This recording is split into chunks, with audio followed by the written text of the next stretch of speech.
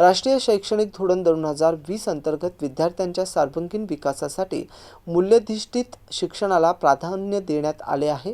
याच पार्श्वभूमीवर छत्रपती संभाजीनगर येथील MIT कॉलेजमध्ये शिक्षण विभागातील अधिकाऱ्यांसाठी युनिव्हर्सल ह्यूमन व्हॅल्यूज अर्थात सार्वत्रिक मानवी मूल्य या विषयावर विशेष जनजागृती सत्राचं आयोजन करण्यात आलं। छत्रपती संभाजीनगर येथील MIT कॉलेजमध्ये शिक्षणाधिकारी अश्विनी लाटकर यांच्या पुढाकाराने शिक्षण विभागातील अधिकारी आणि कर्मचाऱ्यांसाठी सर्वत्र मानवी मूल्य अर्थात युनिव्हर्सल ह्यूमन व्हॅल्यूज विषयक जनजागृतीपर सत्र पार पडले।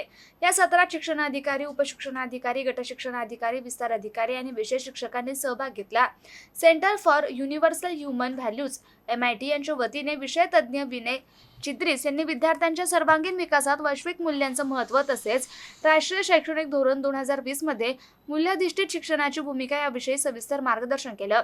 विद्यार्थ्यांमध्ये समज, सुसंवाद, परस्पर संबंध आणि जीवनावश्यक मूल्यांची जपवणूक कशी विकसित करावी यावरही यावेळी विशेष भर देण्यात आला।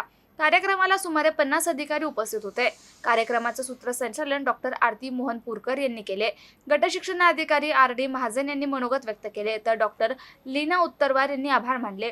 या सत्राच्या यशस्वी आयोजनासाठी उपशिक्षणाधिकारी दीपाली थावरे, विस्तार अधिकारी सीमा मेहत्रे, सीताराम पवार, दिलीप शिरसाट आणि जालन चौरे यांनी विशेष परिश्रम घेतले।